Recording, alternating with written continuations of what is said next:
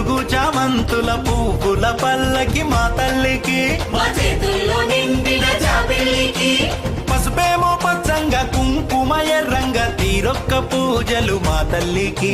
మా బతుకు వెలిగించేటి బతుకమ్మకి వచ్చింది వచ్చింది వచ్చింది వచ్చింది వచ్చింది వచ్చింది పండుగ సందడి, పచ్చ పచ్చని పల్లెకు పసిడి వన్నెల పల్లెకు.